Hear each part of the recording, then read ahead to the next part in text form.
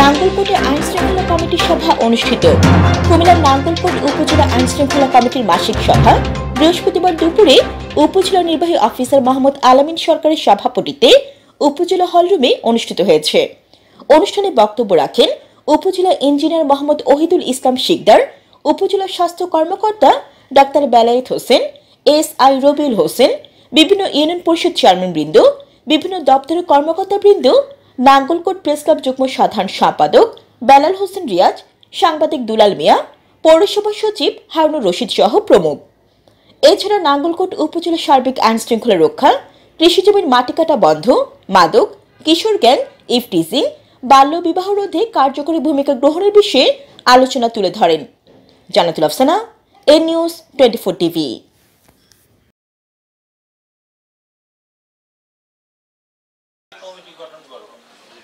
ঠিক আছে, কমিটি গঠন করব। কমিটি গঠনে আহ্বায়ক থাকবে ওই সংশ্লিষ্ট ইউনিয়নের ট্যাগ অফিসার, যারা কিনা ট্যাগ অফিসারের দায়িত্ব পালন করে, উনি হচ্ছে ওই কমিটির আহ্বায়ক থাকবে। থানার বিট অফিসার, ওদের প্রত্যেক ইউনিয়নে বিট অফিসার আছে না, বিট অফিসার সদস্য, ছাত্র প্রতিনিধি ছাত্র প্রতিনিধি একটা ইউনিয়নে 9টা ওয়ার্ড থাকে, 9 ওয়ার্ডে প্রতি ওয়ার্ডে একজন করে, 9 জন, এবং প্রতি ওয়ার্ডে একজন করে, এবং ওই ইউনিয়নের জন্য একজন ছাত্র সমন্বয়ক, মোট হচ্ছে 10 জন তারা সদস্য।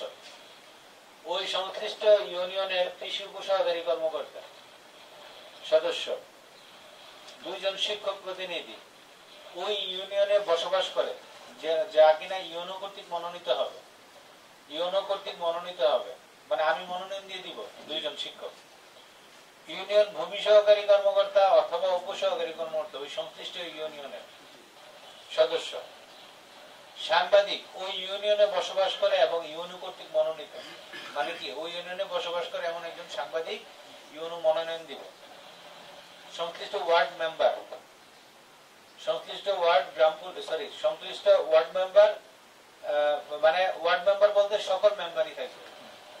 আর হচ্ছে গ্রাম পুলিশ, গ্রাম পুলিশ মানে সকল গ্রাম পুলিশ থাকবে। বিডিপি ইনচার্জ, বিডিপি একজন ইনচার্জ আছে না প্রত্যেক ইউনিয়নে, বিডিপি ইনচার্জ। গণ্যমান্য ব্যক্তি ইউনো কর্তৃক মনোনীত একজন, ওখানকার একজন গণ্যমান্য ব্যক্তি যিনি কিনা রাজনৈতিক কোনো ব্যক্তি না। আর ইউনিয়ন প্রশাসনিক কর্মকর্তা সংশ্লিষ্ট ইউনিয়নের,